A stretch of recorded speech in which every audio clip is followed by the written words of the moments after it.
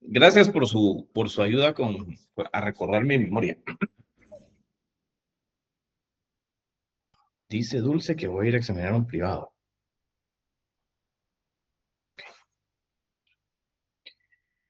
Hola Lick, buenas tardes, ¿cómo le va?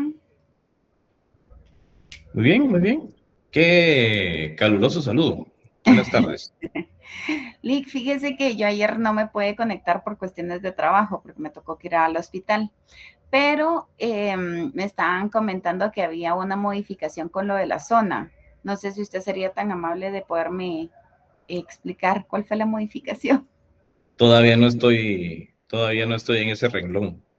Ok, gracias. No ha habido una modificación con respecto a la zona. Lo que pasa es que hay unas dudas que tenemos todos y yo ya mandé mi comunicación a la persona que me debe responder para ver si puedo o no puedo y no me ha contestado.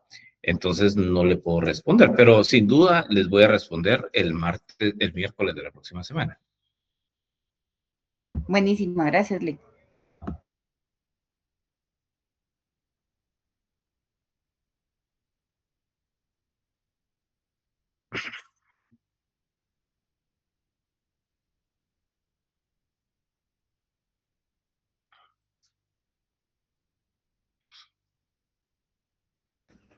Sí.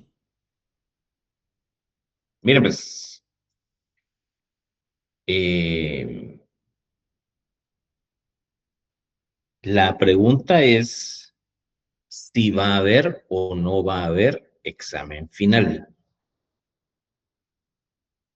Eh, ¿Por qué el examen final debería valer 30 puntos y es lo que vale el trabajo? Mi idea original era tener un examen de 10 puntos en el final y 30 puntos de la tarea, para que fueran 40 puntos en el final. Pero justo ayer me interrumpieron un par de compañeras y me dijeron, mire, yo soy auxiliar de otro catedrático y revise si en la plataforma usted va a poder ingresar las horas, perdón, las horas, ingresar las notas como usted quiere porque puede tener problemas. Y efectivamente anoche me metí, intenté ingresar las notas como yo quiero y no puedo. Entonces, mandé una comunicación a la persona indicada para que me indique, para que me informe si puedo hacer la modificación o no. En ese orden de ideas, las variantes o las opciones que tengo son dos. Una, que el parcial 2 valga 40 y cuando ya califique los que sacaron 30, por ejemplo, tengo que hacer una regla de 3 sencilla. Los que sacaron 30, pues van a sacar 40, ¿verdad? Pero el problema es aquellos que sacaron, por ejemplo, 12 de 30, voy a hacer regla de 3 para hacerlo subir a la... Y el examen final sería su trabajo, su tarea. No habría, no habría examen final. Pero no les puedo confirmar porque todavía estoy pendiente de que me confirmen una persona que es la que me tiene que confirmar. Entonces, ese es el detalle, doctora. Ah, esa es la doctora, usted, ¿verdad?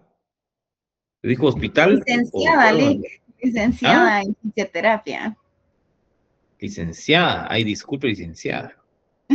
Sí, después dicen de que usurpo la calidad de doctora. Igual que los dentistas, ¿verdad? No Sí, hay cabal. ningún dentista en la sala. Los dentistas usurpan la calidad de doctores, no son médicos.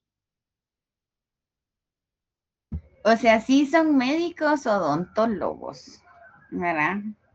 Entonces es un juego de palabras bastante severo. E incluso sabía usted de que los doctores no son doctores, o sea, son licenciados en medicina. Son licenciados en medicina, eso sí lo sé. Ajá, ¿Por entonces qué? no tendrían que usar la palabra doctor, pero por costumbre se utiliza igual. O sea, doctor sería la persona que ostenta un doctorado, entonces. Es igual que en Colombia. En Colombia a los abogados les dicen doctores. Yo tengo clientes colombianos y me dicen doctor y yo no lo diga muy recio porque van a pensar que me estoy arrojando calidades que no ostento. ¿Ya? Sí, pero sí, yo regularmente les digo, a los doctores les digo doc, ¿verdad? Bueno, falta un minuto para que empiece la clase. ¿Cómo estamos? 52 alumnos. Qué triste, qué triste. Me recuerda cuando estudié después de la huelga de Dolores, la clase se volvía vacía, solo los que aguantaban. En el Y primer eso año. que no ha subido notas, Lick. Cuando suba va a ser menos. A la gran. Sí, yo creo que hoy voy a terminar de calificar, que me faltaban 12 por ahí. Listo, Pero, Lick. que por cierto, algunos van a recibir una comunicación mía por ahí en su correo, en su tablón privado. Que tengo algunas dudas respecto a algunas cosas de sus exámenes. Pero no los voy a asustar, no son todos, son como 10. Entonces, Lick, si usted no recibe ninguna comunicación mía, no se preocupe. No ¿sabe, fue usted. ¿sabe qué es lo que yo pienso con lo de la distribución de las notas? Que eso creo que es el conflicto que hay de esto, son lo de las zonas mínimas. Porque, digamos, si el final vale 30 y la zona mínima es de 31, con eso dan los 61. Por eso es de que la estructura no permite que sea 40 el final, porque entonces no llega, o sea, no tendría razón de ser la zona mínima. Porque 21 Sí. tendría que ser la zona, ¿verdad? Para poder tener un final de 40. Al ser una zona mínima de 31, el examen final vale 30. Creo que con ese espíritu es que distribuyen así la Sí, zona. sí tiene razón usted. Yo, si alguien que sea, yo soy Carnet 99, alguien que sea Carnet 99, 98 o 2000 que me ayude. Nosotros cuando estudiamos en el 99, la zona mínima yo recuerdo que era de 11 y que se ganaba con 51. O Sí, yo estoy así hablando era todas. antes, Lick, pero con lo de la entrada en vigencia en el 2009, creo yo que fue, que hicieron el cambio de pensum, cambiaron también lo del plan de repitencia y cambiaron lo de la zona mínima. Entonces, esa fue la última promoción que sacó con 51. 2007 creo que fue por ahí. Pero ¿verdad que la zona mínima era de 11? Sí, porque el examen final era de Sí, 30. porque en derecho sí se ganaba con 51. En económica la zona mínima era 25. Sí, pues sí, yo me acuerdo que 51 es nota, lo demás es vanidad. Eso me recuerdo yo. Ahora es 61, Lick. 61 es necesario, Lick. Ya el resto es pura vanidad. Sí, Lick, fíjese, dígame.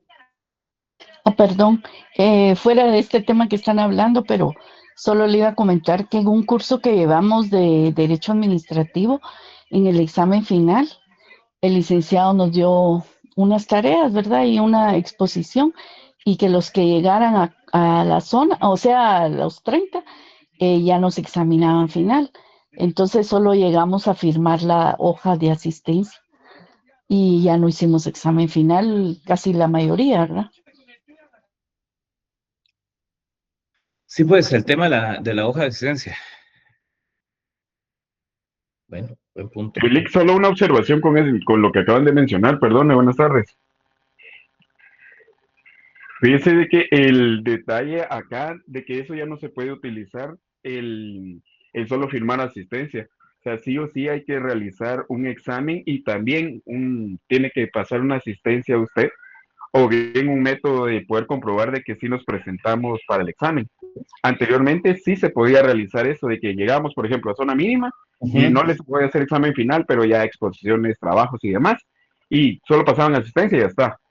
Pero ahora ya sí el sistema, ahorita que estamos en la virtualidad, sí le va a exigir a Lo que usted de que sucede es, sí, gracias, Ronnie. Yo por eso les decía hace unos minutos que hice las consultas a las personas adecuadas y que les informo la otra semana, pues, porque pues uno debe reconocer cuando no tiene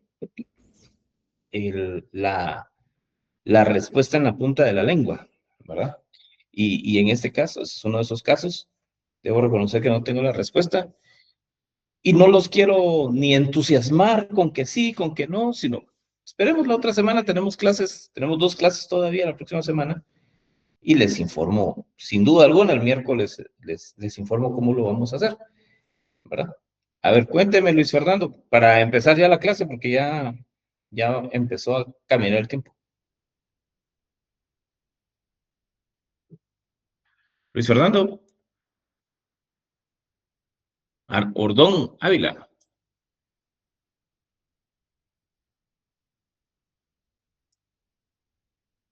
No habla él.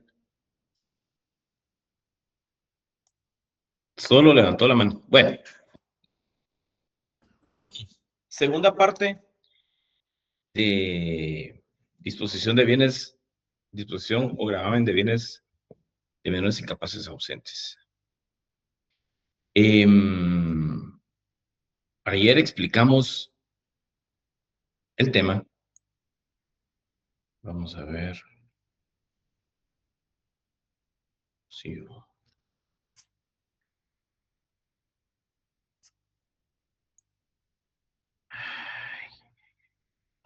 Disposición y gravámenes de bienes a menores, incapaces y ausentes. Correcto. Permítanme, solo estoy aquí.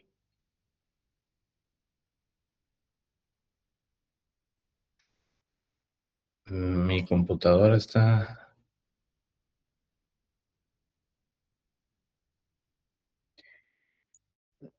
sufriendo una crisis. Ahorita voy. Disculpe, en el caso de disposición de bienes de menores, que como indica el caso, que el abuelo paterno le dejó al menor de edad las propiedades, hay que comprobar cómo heredó estos bienes y con qué se comprueba. Sí. Depende del bien. Usted va a tener un diferente instrumento para comprobar la existencia del bien y la propiedad del mismo, ¿no? Por ejemplo, un bien inmueble con la certificación del registro de la propiedad. Las acciones de una sociedad con la certificación que el administrador único o con la certificación que el secretario del Consejo de Administración le puede emitir del libro de registro de acciones en donde aparezcan los menores como propietarios de las acciones. ¿Verdad? ¿Qué más? Un vehículo con el propio certificado de propiedad del vehículo. Dependiendo del tipo de bien, así usted va a ir demostrando la propiedad del mismo a nombre de los menores. Yo creo que nos quedamos en la última parte de la presentación, ¿verdad? Ya estábamos viendo el procedimiento y estábamos viendo el procedimiento en lo que establece la ley. Como ustedes ya saben, acta de requerimiento siempre empieza con acta de requerimiento, la resolución de trámite, la notificación de la resolución de trámite. Introducimos acá un acta de declaración de testigos que nos van a servir para probar los hechos que puedan ser descritos por parte de los padres del menor o por parte del tutor. Una resolución de la revisión del expediente de la PGN y aquí incluimos un formulario de remisión al PGN y cuando ya regresa a usted el informe o el dictamen de la PGN, la resolución de recepción del dictamen y por último el auto final. Quiero mostrarles, a ver qué es lo que nos dice cómo se regula en la PGN.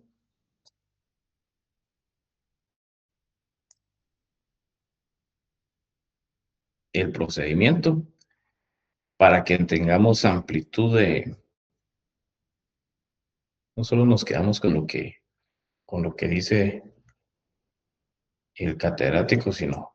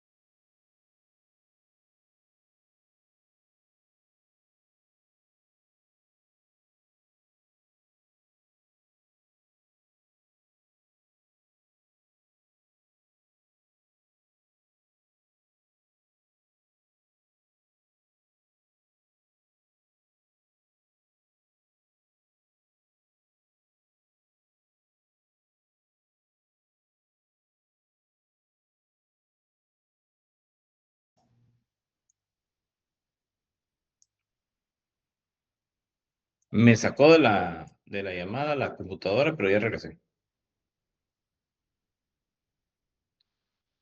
¿Estamos bien? ¿Me escuchan? Sí. Sí, licenciado.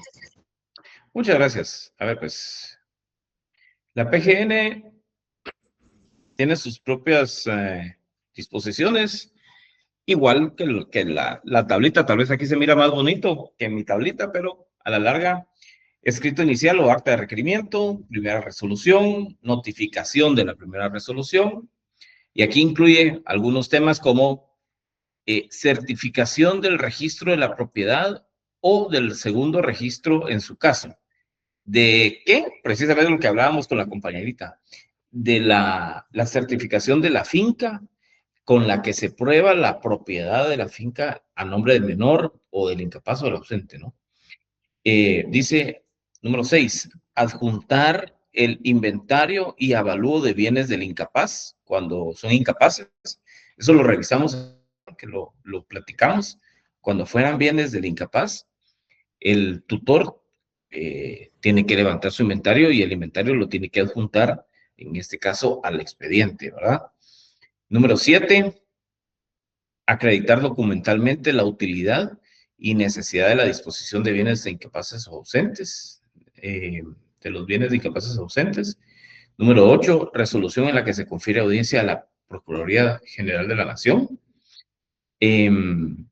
Y ellos tienen sus propios requisitos adicionales. Dice, en el escrito inicial o acta notarial de requerimiento es necesario manifestar en forma clara y precisa la utilidad y necesidad de disponer de los bienes del incapaz o del ausente. Eso ya lo habíamos estudiado antes, incluso lo habíamos leído en el artículo 420.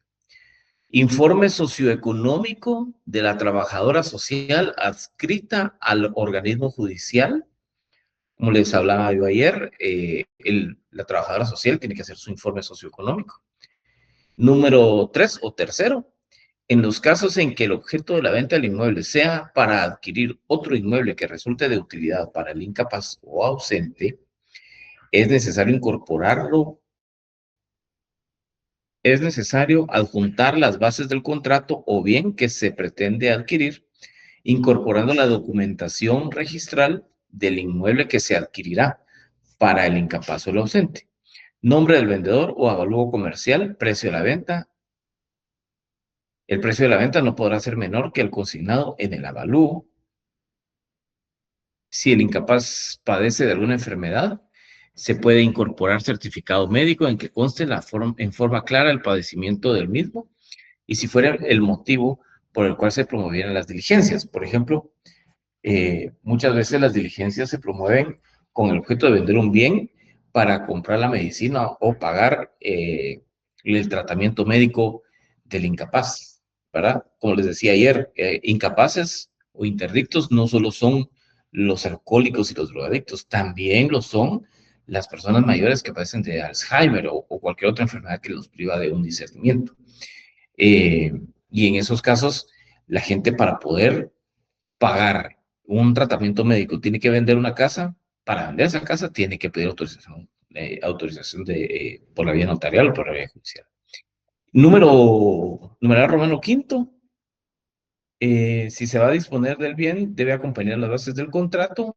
No se admite que se presente solo el proyecto de contrato. ¿Ok? Con base al artículo 421. Todos los procesos relacionados con niños, niñas y adolescentes se deben presentar ante la Procuraduría de la Niñez y la Adolescencia y la Procuraduría General de la Nación para que evacúe audiencia y emita la opinión jurídica. Básicamente lo que nos dice la PGN es lo mismo que ya tenemos nosotros avanzado en la clase de ayer. ¿Alguna duda hasta aquí, compañeros? ¿Algún comentario? Licenciado, buena tarde. Fíjese que yo tengo duda, por ejemplo, para todo esto, pues hay que tener una autorización previa, ¿verdad? ¿De quién? Pero, por ejemplo, de la PGN, para poder hacer uso de algún bien inmueble del incapaz. Bueno, para eso es este trámite que estamos estudiando ahora, para pedir esa autorización. Pero mi duda es, supongamos que el dinero lo necesiten porque la operación es urgente, es ya hoy, ¿verdad? Entonces, ¿cómo se hace si las personas no tienen el recurso para que todo eso salga rápido, pues? No se puede. O sea, no hay un proceso express. Y lamentable, ¿verdad? Pero no. En primer lugar, cuando usted quiere vender un inmueble para obtener dinero para el pago de un tratamiento médico, tiene que tener un comprador. Si tiene el comprador, tiene que pasar por el proceso que estamos estudiando hoy. El trámite se dura más o menos tal vez de 3 a 8 meses, tal vez, por la opinión de la PGN. Si todo va bien, podría ser hasta 3 o 4 meses, tal vez. Pero si le ponen un previo porque se le fue una coma mal puesta o una Z en lugar de S, y hay que hacer una identificación de tercero y hay que hacer algo ahí más, el trámite puede durar más tiempo. Ahora, ¿qué pasa cuando hay una emergencia? No puede moverse, no puede cambiarse las formas del proceso atendiendo a la necesidad. Muchas gracias, licenciado, muy amable. Pues yo lo que le recomiendo es pues un préstamo en confianza, ¿verdad? Pero realmente no hay quien le preste a uno una cantidad fuerte de dinero, asumiendo que la persona pues podría incluso perder la vida. Y cuando la persona ya perdió la vida, ya no hay por qué pagar. O sea, ese es un tema. El interés, los intereses con los que le podrían prestar el dinero podrían ser muy altos, atendiendo a que el riesgo de la recuperación del dinero es muy alta, ¿verdad? Bueno, ¿alguna otra pregunta o comentario, compañeros?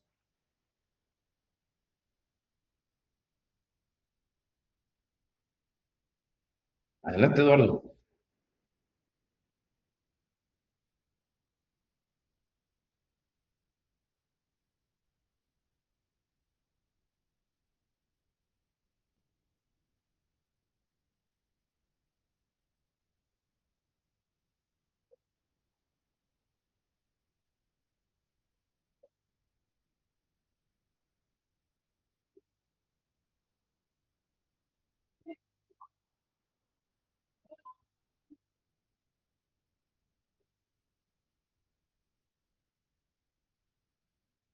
No.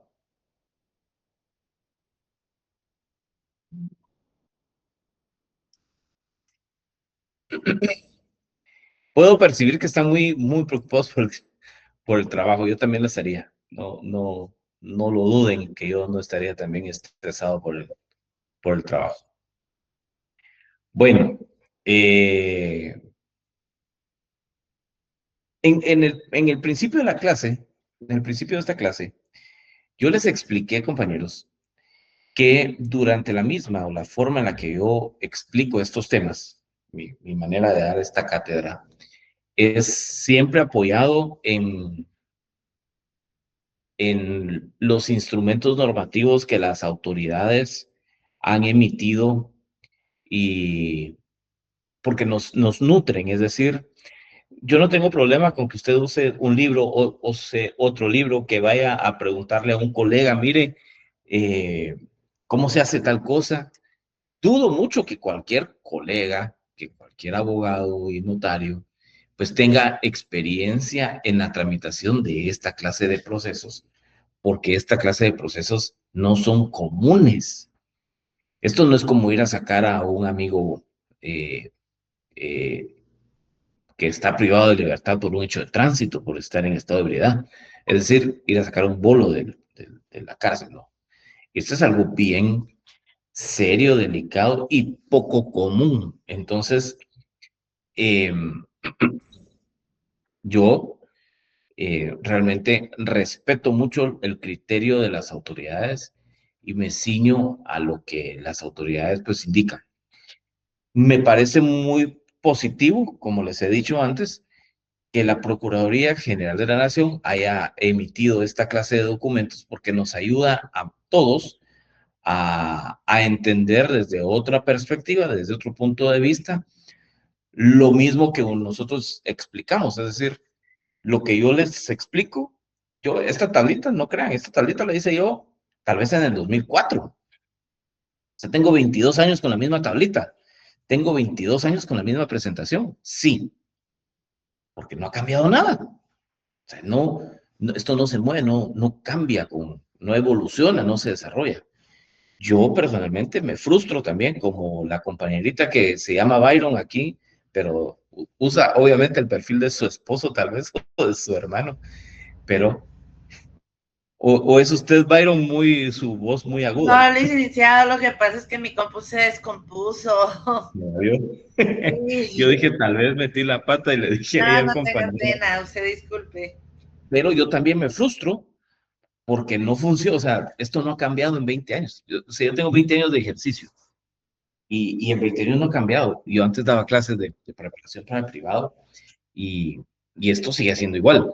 Ahora, me gusta mucho cuando veo la presentación o este documento de la PGN, porque recoge de una manera física, gráficamente más bonita, si ustedes quieren ver más agradable a la vista que mi tablita, los mismos conceptos y las mismas cosas que vamos estudiando.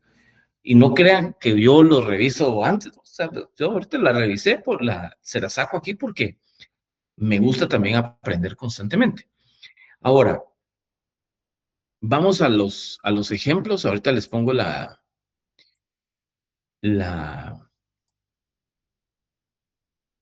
la ventana.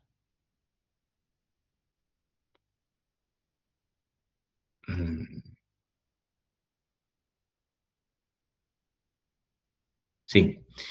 Vamos a los ejemplos y los ejemplos, a la larga, compañeros, lo que yo quisiera que ustedes pudieran comprender y a la larga, el objetivo es, el acta de requerimiento va a ser siempre lo mismo, siempre va a ser hecha o dispuesta con base a un caso y el acta de requerimiento siempre va a desarrollarse como un memorial de demanda. Va a haber una exposición de hechos, un ofrecimiento de prueba y unas peticiones. Siempre. Lo que nosotros hacemos con el acta de requerimiento, compañeros, simple y sencillamente es cambiarle algunas cositas porque porque, por ejemplo, hoy no es 16 de diciembre. Tal vez la última vez que di la clase fue un 16 de diciembre, hoy es 7 de mayo, ¿verdad? La hora, que son las 17 horas con 54 minutos, no vamos a ser tan específicos, pero vamos a poner 17 horas.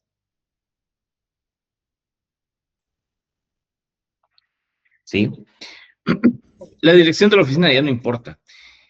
En este caso, vamos a ir leyendo nuestra acta de requerimiento y vamos a hacer observaciones, sobre todo porque, si se recordarán, y aquí creo que me sería más cómodo si empiezo a compartir pantalla completa en lugar de estar compartiendo por poquitos.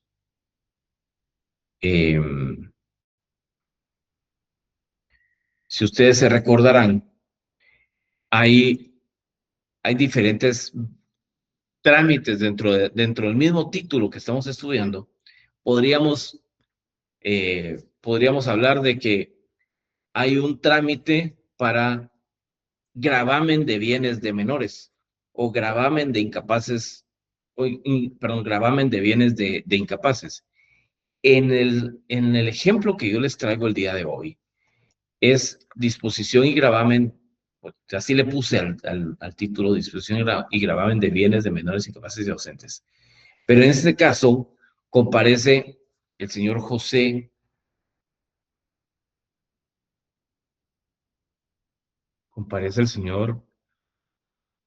Pérez López, que es el mismo cliente que hemos manejado casi todo el semestre, con el objeto de que se tramite ante mis oficios notariales las diligencias voluntarias extrajudiciales de disposición de bienes de menores.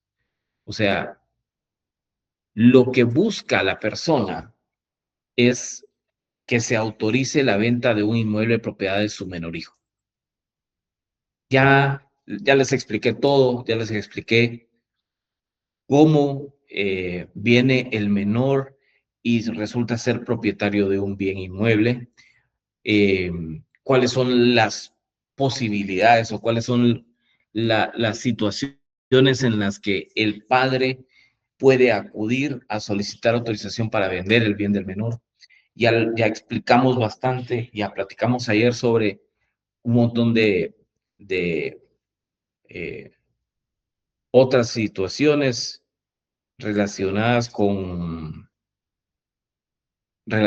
directamente con la necesidad de poder vender el bien de un tutor o de un administrador de bienes de un ausente.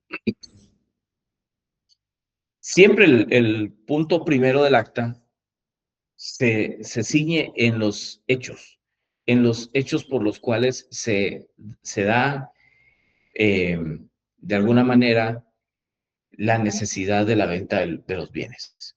Vamos a ver. Manifiesta el requerente que es padre del menor José Pérez García, quien nació en esta ciudad el 30 de octubre de 2010, por lo que actualmente tiene 15 años.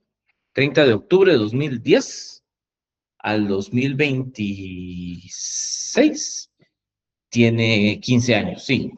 Si estuviéramos en el mes de octubre, si estuviéramos en el mes de noviembre, pues tendría 16, pero ahorita todavía tiene 15. Siendo hijo también de la señora María García González. La señora María García González falleció en la ciudad de Guatemala el 1 de enero de 2022, en virtud de un accidente de tránsito en el que el requerente resultó lesionado, por lo que le fueron amputadas ambas piernas. Lo que nos está contando es la historia de su vida. José Pérez García se casó con María García González y tuvieron un accidente en el que ella murió y al señor le amputaron ambas piernas.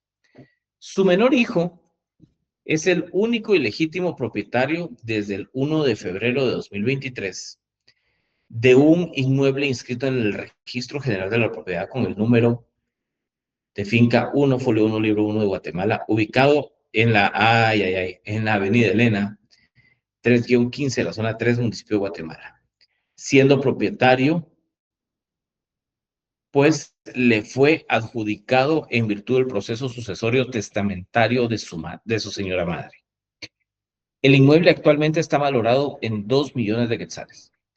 Recuérdense que yo aquí no tengo que poner mucho detalle o muchos datos, porque a ustedes no les, digamos que lo que necesito es que ustedes puedan comprender los datos mínimos o básicos y no tanto meternos en un detalle, porque el tiempo pasa y las clases aquí son muy cortas. ¿Alguna pregunta o algún comentario respecto a los hechos del acta, el punto primero del acta?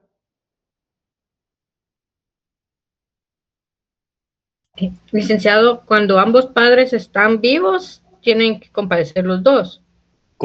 Correcto. Yo no sé, ¿ese es el caso que les puse a ustedes en la tarea final?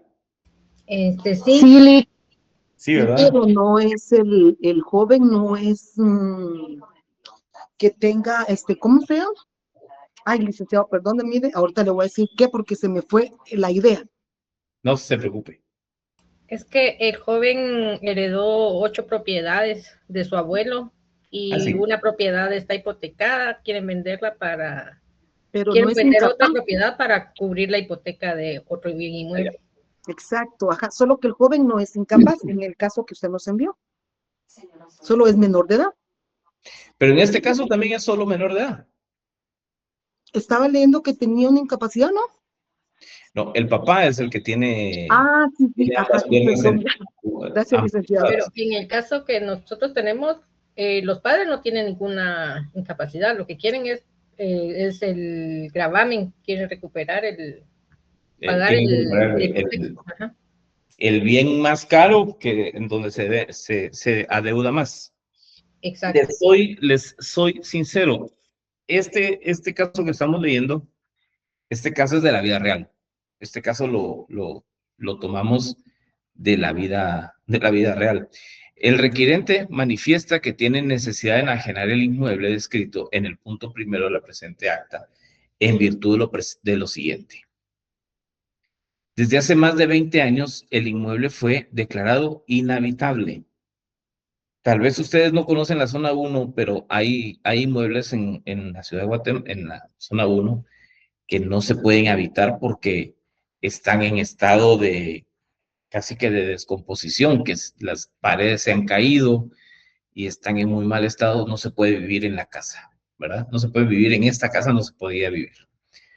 Para su restauración, se requiere una cantidad superior a 700,000 quetzales, según las cotizaciones hechas por varios arquitectos, lo que incluye licencias municipales y trámites ante el Ministerio de Cultura y Deportes, por ser un inmueble histórico. No puede ser demolido o reconstruido con otro objeto, careciendo tanto el requirente como su menor hijo de dicha cantidad de dinero. Resulta que en la avenida Elena, justo por la Shell, hay una Shell viejita yendo hacia la colonia Abraham, hacia el puente de la colonia Abraham, hay una Shell viejita, por ahí está esta casa. Como quinta calle. La tenían abandonada. ¿Qué manda? Es como en la quinta, cuarta calle. Sí, justo después de la cuarta calle. Esta casa la tenían abandonada, ¿verdad? Y lo que estaban, pues no, era un inmueble que estaba, lo tenían, pues solo generaba basura, generaba que los drogadictos se subieran a la pared y vivieran ahí, y era un desastre, ¿verdad? El pobre patojo no lo heredó por testamento, sino lo heredó porque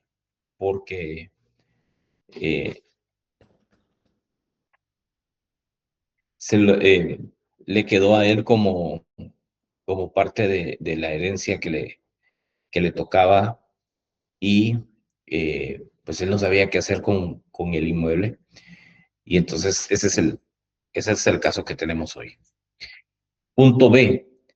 El requirente y su menor hijo viven en un inmueble que es copropiedad de ambos y se encuentra ubicado en un edificio de apartamentos consistiendo en una unidad con los accesos adecuados para su condición de movilidad, y está ubicado en las cercanías de la Universidad de San Carlos de Guatemala, lugar donde el menor hijo piensa iniciar sus estudios universitarios, por lo que la venta del inmueble no afectaría al menor.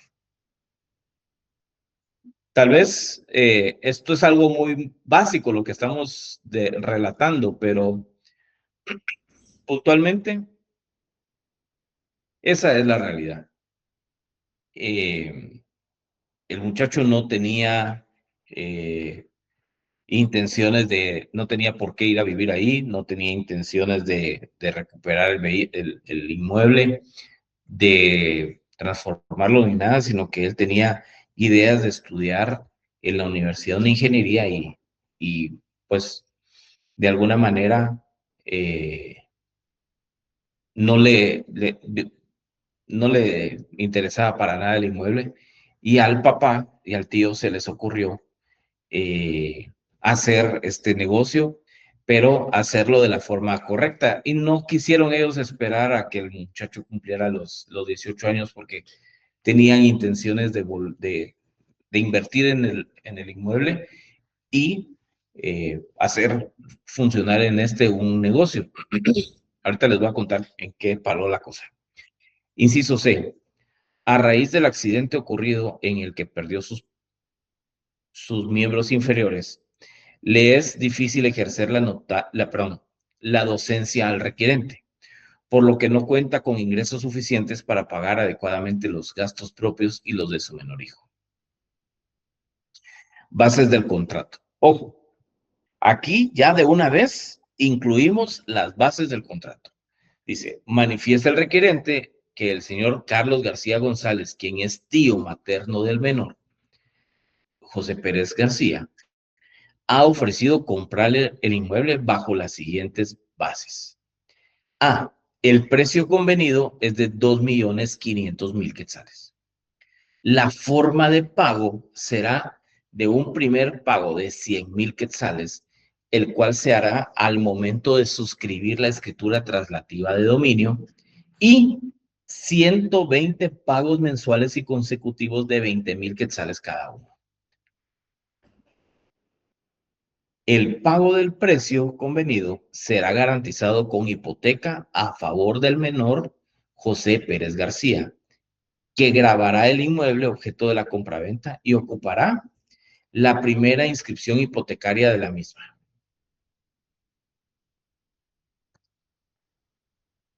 El notario propuesto para autorizar el contrato de compraventa es el licenciado Jorge Mario Ramírez Rossi.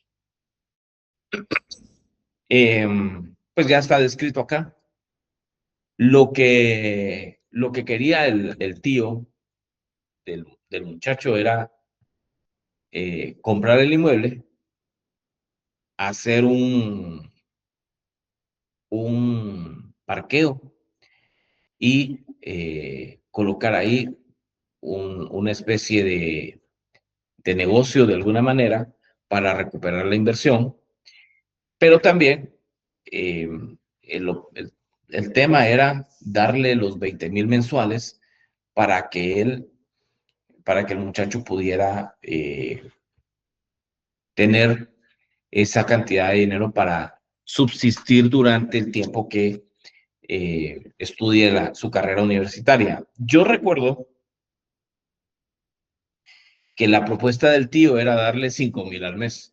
Por supuesto que no estuvieron de acuerdo el papá y el muchacho, no estuvieron de acuerdo porque era una cantidad muy pequeña.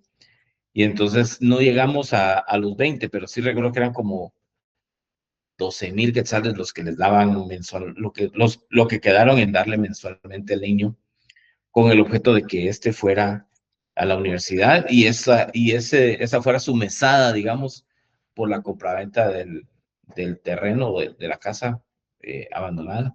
Y a la larga, ahí sí pusieron he pasado yo a veces y veo que lo que hicieron fue poner una casa, o sea, la volvieron habitable, pero me imagino que le han de haber invertido más dinero. Porque una casa ya sin el problema de que fuera propiedad de un menor, pues ya después pudieron hacer lo que ellos quisieron con el inmueble. Punto cuarto, ofrecimiento y proposición de medio de prueba. El requerente pone a la vista, vamos a agregar aquí, del infrascrito notario los siguientes documentos. A. Certificación de nacimiento del menor José Pérez García con código único de identificación CUI, extendida por el Registro Nacional de las Personas. Aquí, pues, nos inventamos un número cualquiera, ¿no? Certificación de defunción de la señora María García González, extendida por el Registro Nacional de las Personas.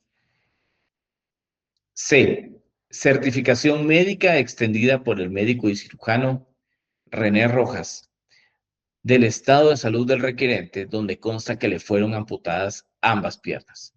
Porque, ojo, ¿cómo les digo? Si usted es abogado de la PGN, usted está empezando a leer el expediente y dice, bueno, el requerente dice que le amputaron ambas piernas. Yo como notario no puedo venir y decir, a ver, enséñeme sus piernas, hasta dónde le llegan, o no puedo. Para hacer yo constar, yo como notario no puedo hacer constar ese tipo de cosas. Disculpe, no me dio tiempo a apagar el micrófono. Lo que yo necesito es una certificación extendida por un médico y cirujano donde consta que efectivamente le fueron amputadas las piernas.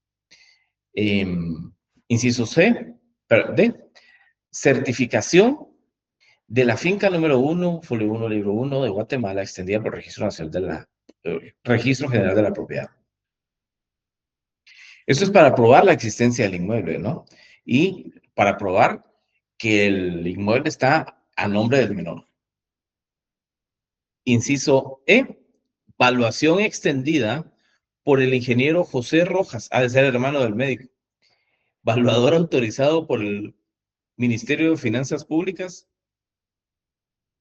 del inmueble inscrito en el registro de la propiedad como finca 1, folio 1, libro 1 de Guatemala, extendido por el Registro General de la Propiedad.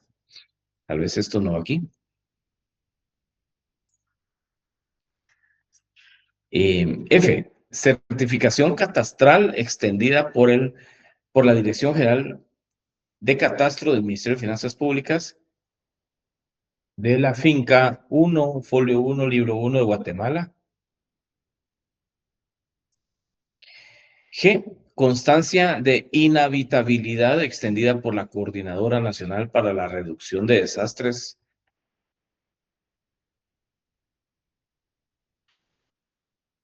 donde consta la inhabitabilidad del inmueble antes relacionado.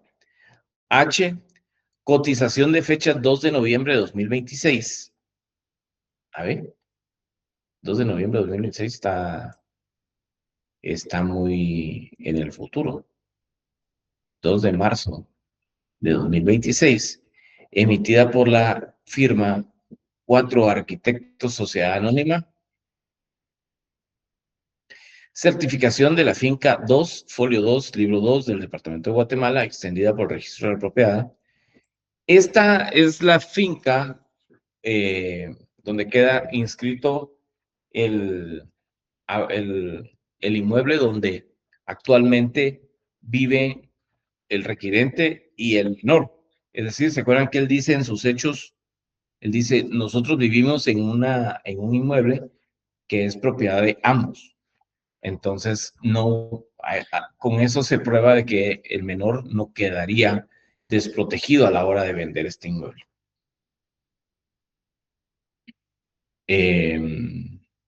Aquí, tal vez vamos a agregar acá.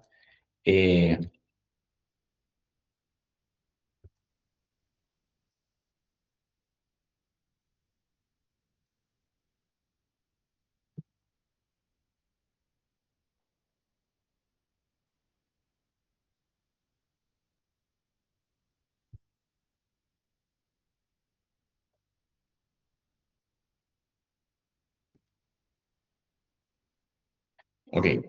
J.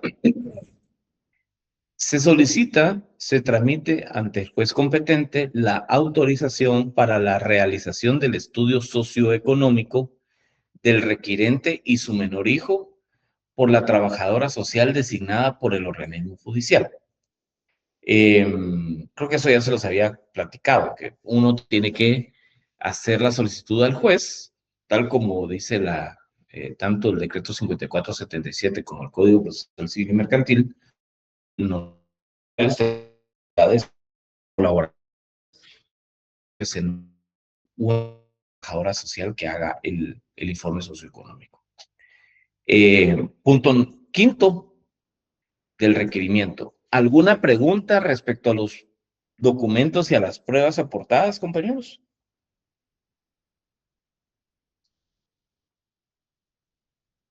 Entonces no es necesario que lleve testigos. Es que yo estaba viendo en los libros de Neri, de los que usted nos recomendó, ¿sí? Y en las dos siempre ponían testigos. ¿Como medios de prueba? Sí, porque querían vender el inmueble, entonces hacían requerimiento de 2 testigos. Vamos a ver, pruebas. El notario, con audiencia del Ministerio Público, notificación al protutor o representante del menor en su caso, mandará a recabar las pruebas y practicará de oficio cuantas diligencias sean convenientes. En caso que fuera necesaria la tasación de bienes, será practicada por un valuador autorizado de conformidad con la ley. De acuerdo al 5477, no es necesario la declaración testimonial. De acuerdo al procesal civil y mercantil, que está como en el 421, ¿verdad?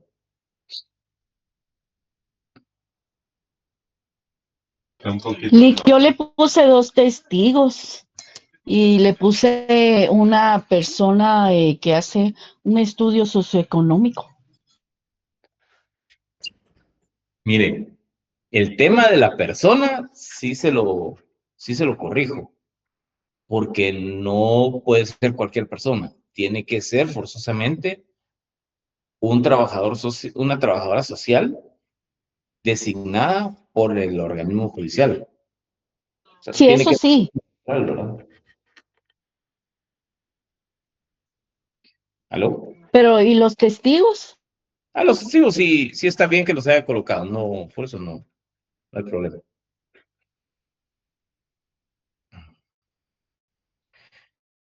Estoy viendo en el 420, 421, los medios de prueba. Sí está bien que los hayan colocado los testigos, pero no son obligatorios. No son obligatorios. Ya lo revisé todo eso, porque siempre hay que hay que hacer la doble revisión, ¿verdad, compañeros? Bueno, continuamos. ¿Alguna otra pregunta antes de continuar?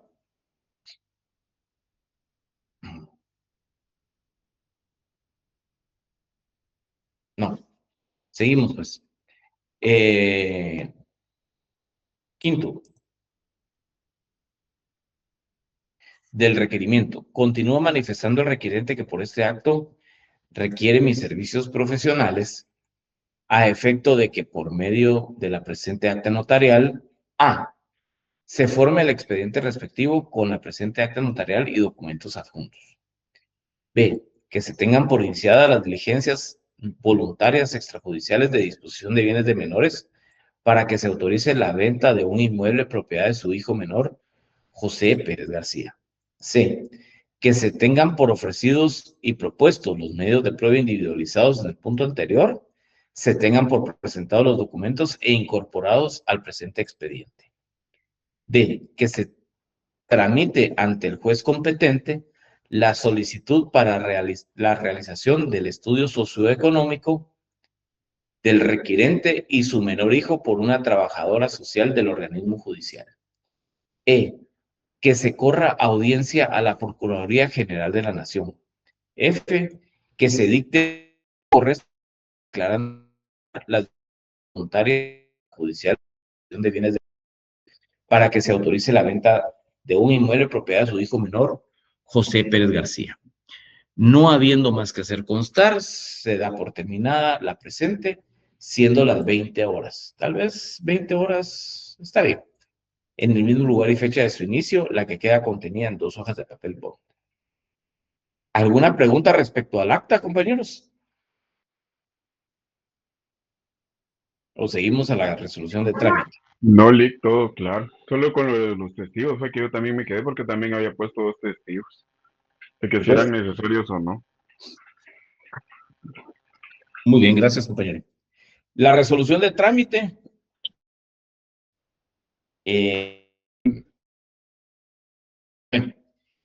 Siempre, ¿verdad? Se forma se ordena la formación del expediente respectivo, se tienen por iniciadas las diligencias, se tienen por ofrecidos y propuestos los medios de prueba, se ordena iniciar el trámite ante el juez competente para solicitar la realización del estudio socioeconómico.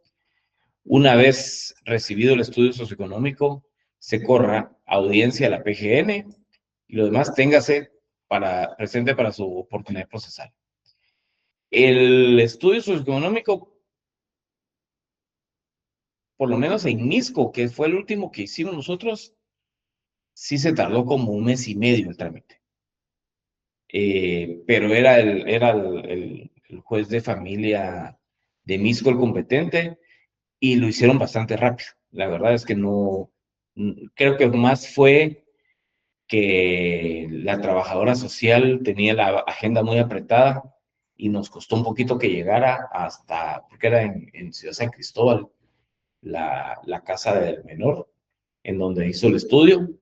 Y sí, pues lógicamente coordinamos con la trabajadora social para que estuvieran presentes las personas que tenían que ser objeto del estudio, porque pues como la gente tiene que ir a trabajar, ¿verdad? Y la trabajadora social tiene que estar en la casa durante horas hábiles, porque es durante el tiempo en el que ella tiene su jornada de trabajo, ¿verdad? Entonces, por ahí tal vez voy a corregir la fecha de la resolución, que es hoy, 7 de mayo.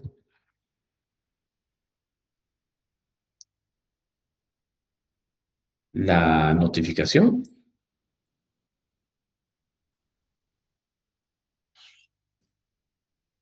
De 2026.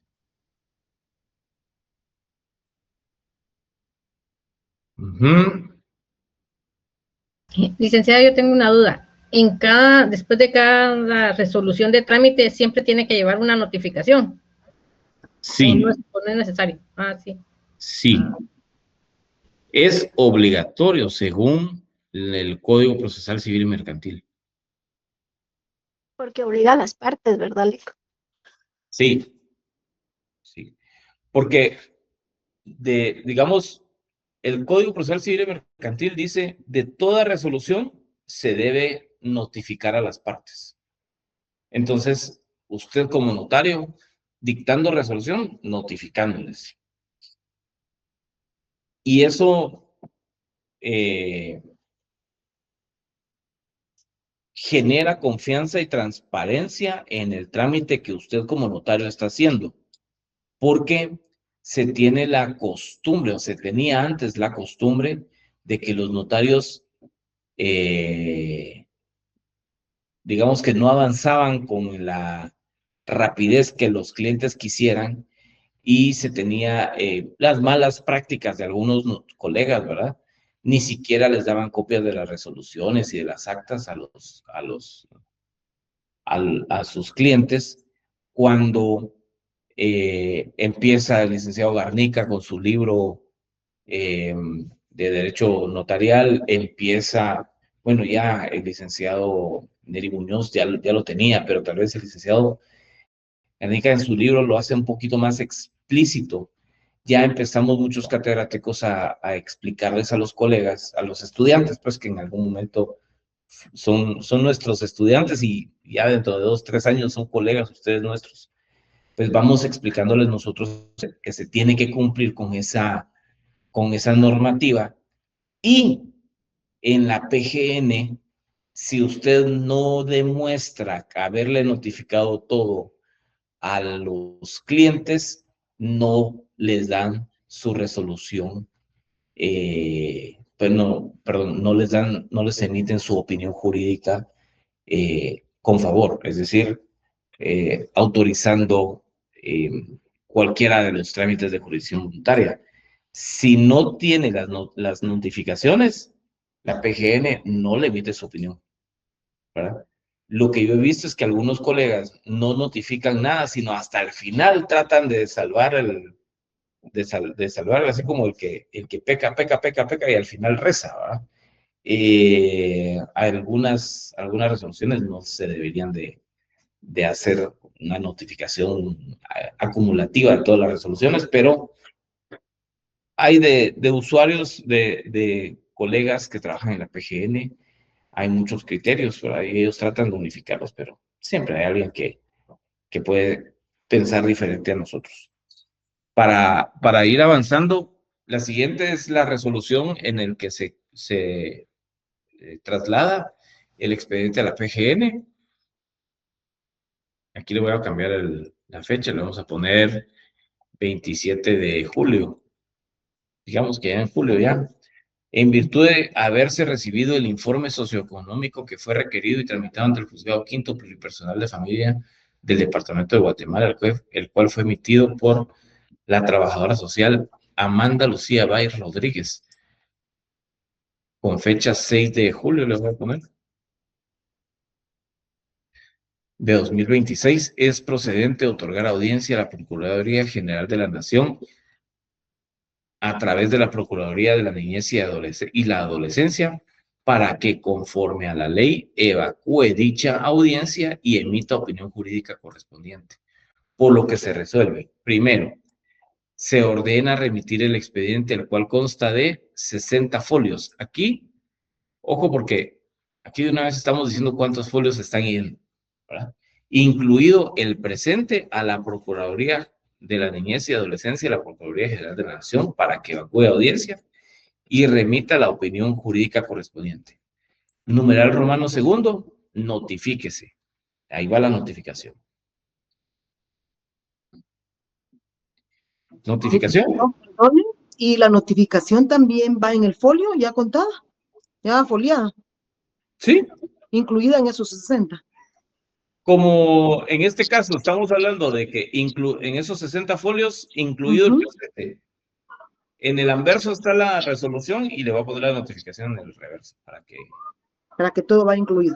Para que sí, ya la caché, que usted es algo piquis. Espero que algún día me trate bien cuando yo llegue ahí a su despacho. Por favor. Ah, ya me ha tocado.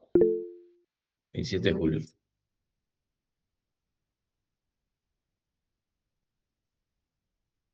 Vamos a ver, 27 de julio. De 2026, 27 de julio.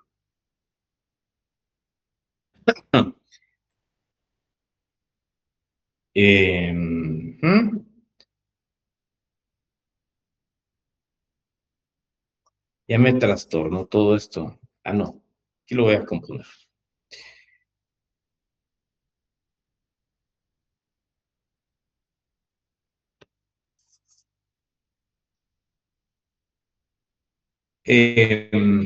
Resolución de recepción del expediente de la Procuraduría General de la Nación. 27 de julio, agosto, septiembre, octubre. Digamos que fue octubre, 27 de octubre de 2026.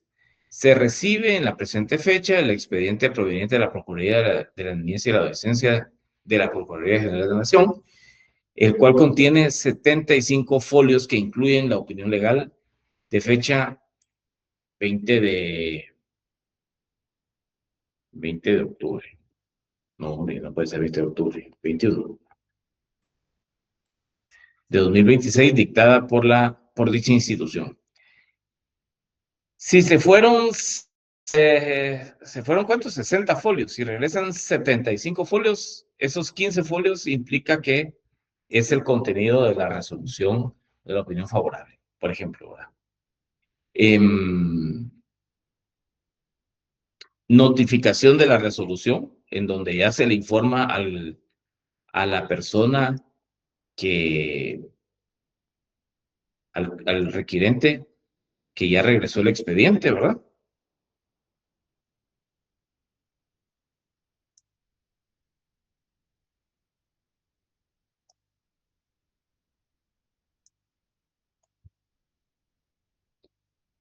Vamos a ver. Siguiente.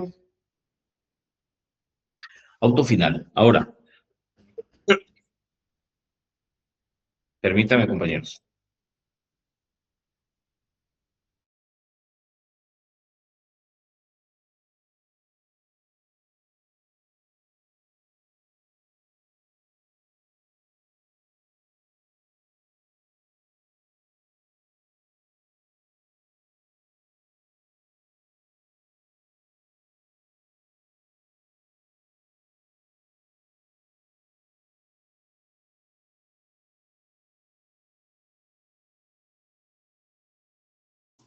Gracias por su tiempo, pero es que ya se me acaba la batería. Bueno. ¿Qué manda? ¿Algún comentario hasta acá, compañeros?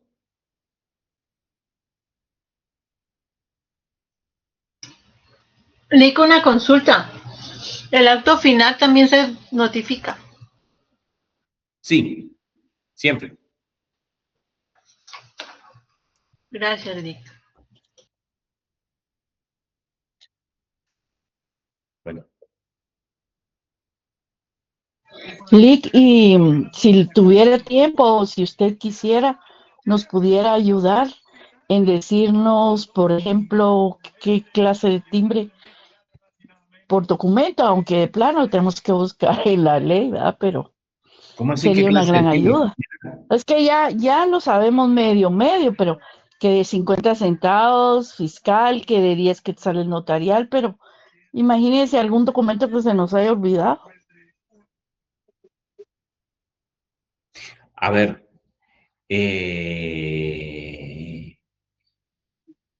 ¿Para las actas notariales o para las resoluciones? Yo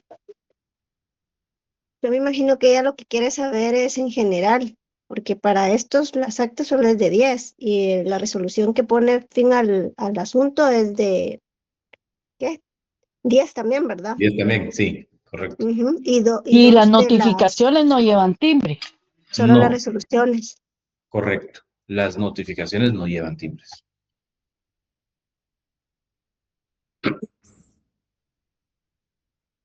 Pero hay unos que llevan un quetzal, 2 quetzales de timbre notarial, uno Resoluciones de y uno. trámite.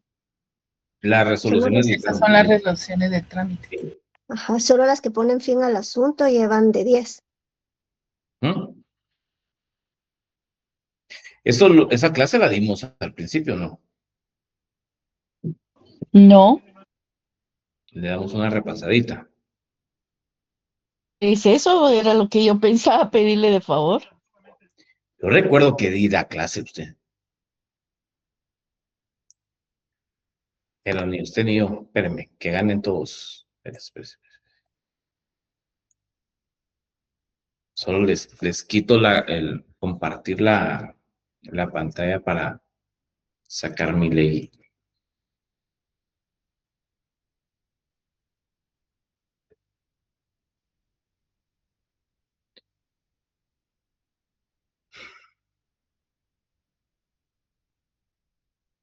Permítame que estoy buscando mis leyes.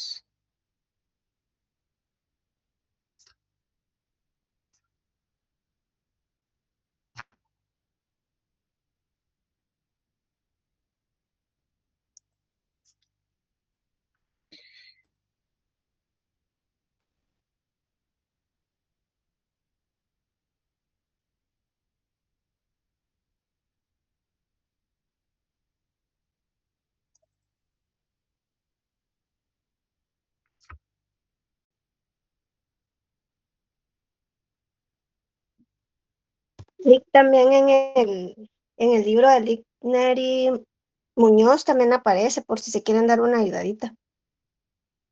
De las actas y resoluciones es la página 28. Muchas gracias, compañera. Depende de la versión. Yo, como ya no, pues yo ya no traigo mi libro aquí, pero muchas gracias por su apoyo. 15ª, la que tengo yo. Ah, va. De verdad que yo no sé cómo le hicieron para sacar tantas versiones del mismo libro. Bueno, no se deja. Ok, tenemos aquí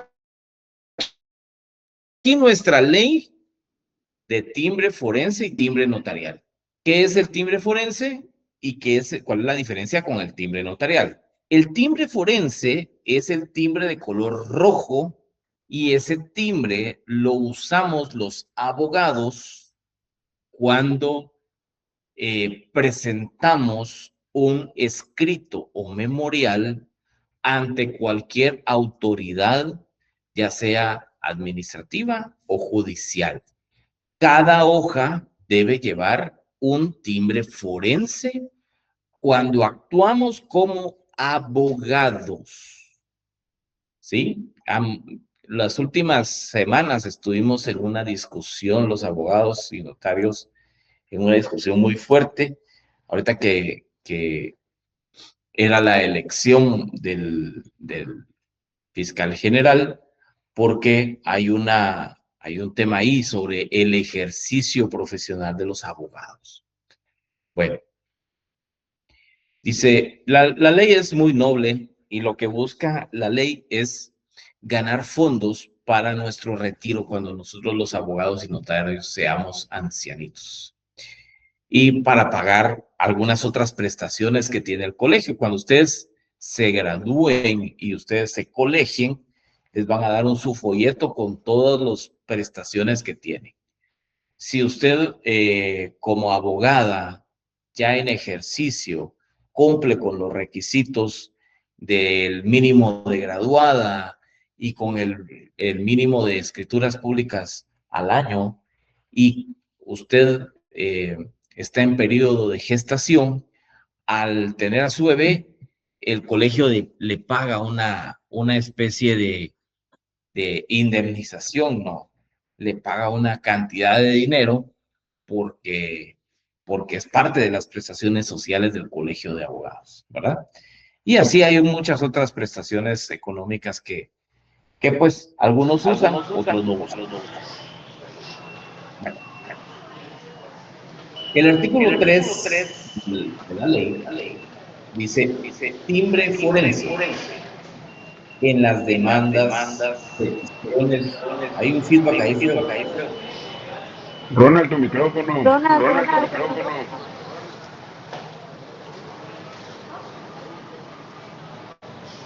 Perdón. Muchas gracias, Ronald. Bueno, entonces dice, en las demandas, peticiones o memoriales de conformidad con las leyes deben ser auxiliados por abogado o cualesquiera, horrible esa palabra, cualesquiera, ¿verdad? Cualesquiera. Otros escritos o peticiones suscritas por dichos profesionales. ¿Quiénes? Los abogados. En ejercicio de su profesión, se empleará el timbre forense cuyo valor será de 1 quetzal por cada hoja. Yo estoy esperando el momento en el que el colegio de abogados suba esto de 1 a 10 quetzales la hoja. No tardan en subirle el valor a los timbres, porque, mire, cuando la actualización de la ley del timbre fue del año 96. No tardan en subir el precio a esto. Bueno. Punto número 2. Timbre notarial. Sobre todo acto o contrato autorizado por notario en la forma que a continuación se expresa. A. Contratos de valor determinado, 2 por millar. ¿Sí? El timbre se pagará por unidades de quetzal forzándose las transacciones a la otra inmediata superior. Es decir, si le salía a usted 280.09, va a ser 281. Y así se van para siempre la inmediata superior. Bueno. Contratos de valor indeterminado y protocolaciones, 10 quetzales. Eso es lo que paga de timbre notarial. Actas notariales y de legalización de firmas o documentos, 10 quetzales. Testamentos y donaciones por causa de muerte pagan 25 quetzales. Inciso E. En las resoluciones de trámite que dicten los notarios en cualquier asunto que se gestione en jurisdicción voluntaria, 2 quetzales por cada resolución. No importa si la resolución usa 3 hojas, solo son 2 quetzales por la resolución. Y en la resolución que termine el asunto, 10 quetzales. Ahí ya no hay duda. Ahí ya no hay paradote, ¿verdad? ¿De qué forma el timbre notarial se adherirá a la primera hoja de los testimonios especiales que para el efecto los notarios están obligados a enviar al Archivo General de Protocolos? En actas notariales y legalización de firmas se fijará en la primera hoja del documento o al margen del acta respectiva según el caso. Los testimonios abiertos o donaciones por causa de muerte se fijarán en la plica que contenga la disposición de última voluntad y en las resoluciones notariales se fijarán al margen de las mismas, o sea, pegadas al lado izquierdo, al lado derecho, pero también hay margen arriba y margen abajo, o sea, en cualquier lado. Porque yo recuerdo que cuando yo era procurador, la primera vez que pegué un timbre no era el procurador, pero mis primeras dudas eran, ¿lo pongo así? ¿Lo pongo así? ¿Será que lo pongo así? ¿Lo puedo poner así? Si lo pongo arriba, lo pongo abajo, ¿dónde lo pongo? ¿Dónde lo pongo? Lo puedo poner donde sea. Bueno, terminó la clase de timbres notariales. ¿Alguna duda? Sí, Vicky, los notariales, ¿cómo son? Porque los forenses nos decía que era el rojito. ¿Los notariales cambia el color o cómo sería? Esa es pregunta con truco. A ver. Ahí me están escribiendo, pero hable porque no puedo leer. Depende del valor del timbre. Muy bien, muchas gracias por su respuesta. Depende del valor del timbre, así es el color del timbre.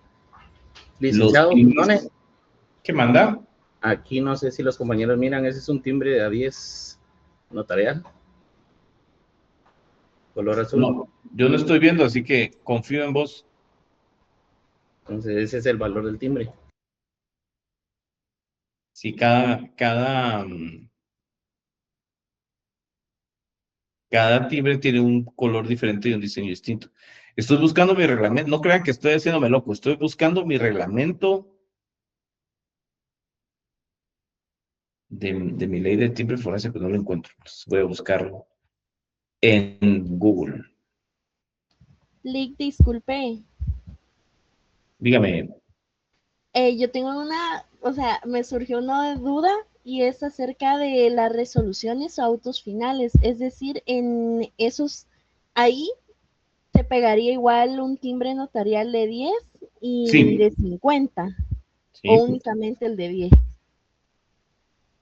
Un timbre notarial de 10 quetzales. De 50 centavos fiscal no lleva. No. No. Bueno. Muchas gracias, licenciado. No tenga pena. Lick, disculpe, buenas noches. ¿Será que le puedo leer el artículo 4 del Código de Notariado? A ver. Mire, pues, dice, el timbre notarial, dice, los timbres notariales, artículo 4, perdón. De los timbres notariales serán los colores y por valores siguientes. Dice, timbre de 1 quetzal, color negro. Ese no es el Código de Notariado. Sí, Código de Notariado, artículo 4. ¿De dónde es? No, ese no es. Ese es el reglamento de la ley de timbre forense. Cabal. Ay, Espérame, sí, perdón, reglamento de la ley de timbre. ¿Sí? Ese es el que yo estaba buscando. Sí, ese es. Timbre de un quetzal, color negro. Timbre de 5 quetzales, color amarillo. Timbre de 10 quetzales, color azul. Timbre de 25 quetzales, color verde. Timbre de 50 quetzales, color café. Y timbre de 100 quetzales, color morado. Sí. Muy tarde llegué con mi ley, pero es que miren, solo me agarraba con publicidad y no quería enseñar así, pero bueno. Esto es el reglamento de la ley del timbre forense y timbre notarial. O sea, la anterior era la ley del timbre notarial, forense y notarial. Este es el reglamento de la ley del timbre forense y notarial. En el reglamento aparecen pequeños detalles. Por ejemplo, artículo 1, el tamaño de los timbres. Los timbres miden 25 milímetros de ancho y 35 milímetros de largo. O sea, son un poquito más altos, digamos. Las características, dice, llevarán impreso el escudo oficial del Colegio de Abogados en diferentes colores según su denominación, como más adelante se regulará, en fondo blanco, con el valor del timbre expresado en letras y números según se trate, y la mención Abogados y Notarios de Guatemala. Y justo el artículo 4 que la compañerita nos leyó, ahí aparecen los colores de los timbres. Pueden creer que antes, en el examen privado, te preguntaban el tamaño de los timbres y el color de los timbres. Ahora yo creo que eso ya ha avanzado, pero espero que haya avanzado y que no estén preguntando esas cosas, pero a la larga, sí, creo que es la forma más adecuada para comprobar que leíste el reglamento de la ley del timbre, ¿verdad? Si ustedes me preguntan de qué color son los timbres de quetzal sin ver, color negro. Y espero que sea negro, ¿sí? Sí, negro, ok. Y me recuerdo de los azules, que son los de 10, y luego yo no me recordaba el color de los timbres de 100 quetzales, por ejemplo. Posiblemente aquí los vea y eso, pero como ya no es uno el que los pega, ya no es uno el que los manipula, digamos, ya se le va a olvidar. Qué vergüenza, pero a la larga, así es la memoria. No voy a mentir y voy a decir, ay, sí, me sé todo de memoria. No. Miren, ahí nos están ofreciendo regalitos. No sé qué hacer. Ahí está, ya le di clic. Algo del reglamento, creo que el artículo 7, ¿verdad? Los abogados y notarios inutilizarán las estampillas mediante perforación o el sello del profesional en las mismas. O sea, cada vez que usted pega un timbre, le tiene que poner su sello encima para inutilizarlo. Antes decían matarlo, no es matar el timbre, es inutilizarlo. Y habían antes personas que les ponían 2 líneas encima. No es a través de 2 líneas, es a través de la perforación. Clic, solo el sello encima sin firma, solo el sello. O se le abre un hoyito. Correcto, se le abre un hoyito. Licenciado, buenas noches, perdone una consulta. Es que fíjese que yo había visto en varios ejemplos que estuve ahí investigando para comparar con los casos y muchas personas solo le ponen un rayón con lapicero, pero yo no sé si eso podría contar. Pues según el reglamento, la única forma legal para inhabilitarlo es mediante la perforación o poniendo el sello del notario sobre el timbre. Gracias, licenciado. No lo digo yo, lo dice la ley. Lic, perdone, y esa forma de no hacer bien lo del timbre podría anular un documento. No. O sea que eso no tiene consecuencia. ¿Cuál sería la consecuencia de no inhabilitar adecuadamente el timbre? Pues no sé, por eso le preguntaba de Debería de parte esa estar. de algún principio No, que se viole, sí, ¿verdad? lo pueden quitar y pueden utilizarlo para otro documento. Pero tenemos un registro, ¿no? No, no existe eso. Justo, para eso es digamos, hay mucha gente que es maliciosa, ¿verdad? Es increíble lo malicioso que son las personas, compañero. No hay una sanción para el notario por no inhabilitar los timbres. Lo que sucede es que pueden ser utilizados otra vez, ¿verdad? Habían mañas, ¿verdad? Por ejemplo, si usted ingresaba un nombramiento al registro mercantil y se lo rechazaban o se lo suspendían por cualquier cosa, lo que hacían la gente era despegar los timbres y pegar los timbres en otra acta diferente, ¿sí? Y volverlo a ingresar para no perder los 10 quetzales del timbre notarial, o en el caso de los timbres de 100 quetzales fiscales, para no perder 100 quetzales en timbres. Ahora no se puede porque cuando usted ingresa un documento al registro mercantil, lo primero que hace el registro mercantil es escanearlo. Entonces, si ingresa un acta, le devuelven la rechazada y la vuelve a ingresar, el registro lo detecta el mismo número de timbre. Entonces, ya no se puede. Antes sí se podía porque cuando era procurador ni escáner había, pues, ¿me entiende? Pero una consecuencia jurídica una sanción para usted por no inhabilitar adecuadamente los timbres, no la hay. De hecho, yo conozco gente que tienen unos perforadores de solo un agujerito y son como, la gente los pega los timbres muy cerquita del borde de la hoja para poder perforar, precisamente para que nadie use esos timbres después. ¿Qué pasa si tal vez no es usted fue el que compró el timbre, ingresa el acta notarial en un lugar, no puso su sello, sino que puso 2 líneas y digamos que el trabajador de esa institución o de ese lugar dice, ay, aquí tengo estos timbres, los va despegando porque tal vez su acta notarial ya sirvió y ahí se va a quedar y él sabe que el acta no la va a volver a usar. Entonces él puede venir y vender los timbres que despegó.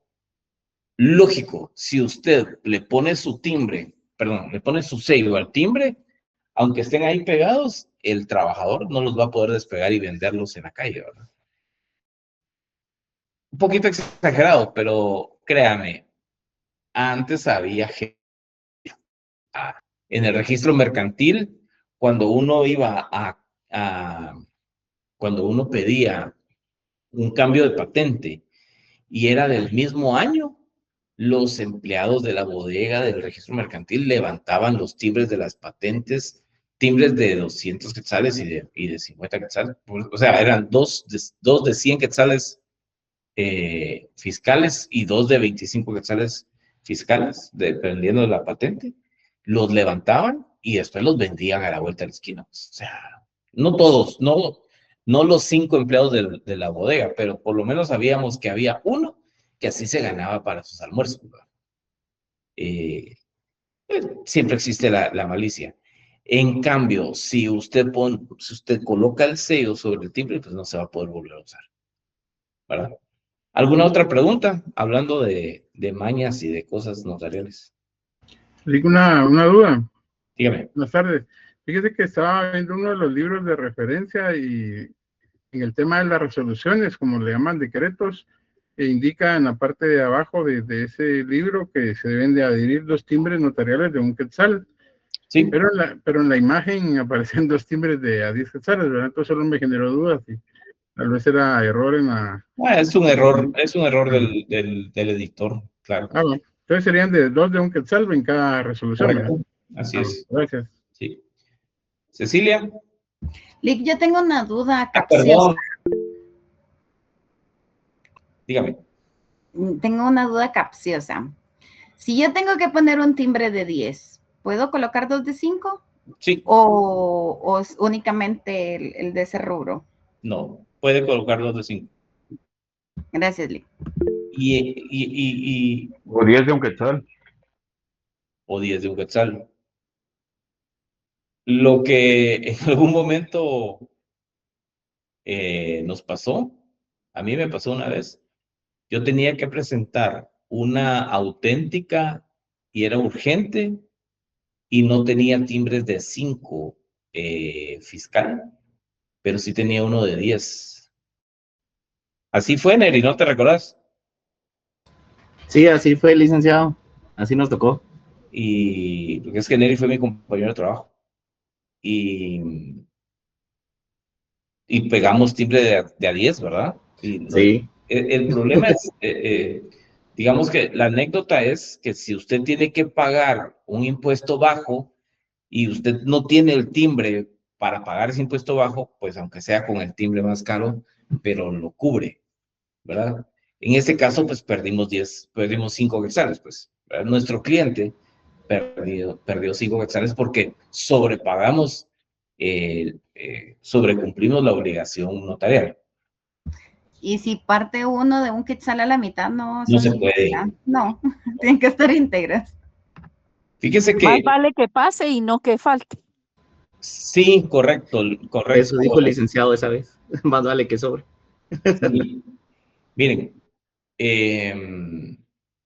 otro tema con los timbres fiscales es que cuando cambió el quinquenio y las hojas de protocolo, antes costaban 50 centavos, recuerdo, y ahora cuestan, creo que 10 quetzales. Los que nos quedamos con mucho protocolo de a 50 centavos la hoja, teníamos que hacer llegar el precio de cada hoja hasta los 10 quetzales. Entonces, lo que tuvimos que hacer muchos fue pegar timbres fiscales por 9 quetzales, sí, así es, ¿verdad? Por 9 quetzales, porque costaba 1 quetzal la hoja. Pegamos 9 quetzales de timbres fiscales en las hojas para hacerlas llegar al valor de 10 quetzales. Adelante, Arabela, perdón. Hola, Lee, buenas noches. Muy buenas noches. Mire, tengo una duda. Es que a mí me acaba de pasar en el trabajo y la verdad es que me quedé siempre con la duda porque pues no me la pudieron resolver. Por ejemplo, un acta notarial llevaba un timbre de 10 y de 5, que diga de 10 y de 50. Sí. Pero la verdad, textualmente no sé qué pasó, le pusieron un timbre de 5, uno de 10 y uno de 50, entonces me quedé así como, ¿qué pasa si no procede un timbre, pero igual lo pegan? Igual pagan más impuesto, por así decirlo, Sí. pero ¿qué pasa? O sea, ¿lo inhabilita? No pasa nada. Es que según mi respuesta, dije, bueno, voy a ir a preguntar y todo, y yo dije, bueno, igual pago de más. Esa fue mi respuesta, pero no sé si estoy bien. Está bien, sí, es correcto. En esos casos, lo único que pasó es que pagó de más, así como nosotros que tuvimos que pagar 5 quetzales de más. Usted en su trabajo exacta que usted vio, que le pegaron un timbre de 5 quetzales, pues por error se lo pegaron, ya no se lo pudieron despegar y el timbre se pierde, digamos, ¿verdad? Porque ya había cumplido su obligación al pegar el timbre de 50 centavos. Sí. Ahora, perdón, Sí. ahora tengo una duda, es que me surgió, me dolió la cabeza con saber que no se puede poner 2 líneas o una rúbrica en los timbres para inhabilitarlos, eso no se puede tampoco. No, solo el timbre Perdón, ¿solo el sello o perforándolos?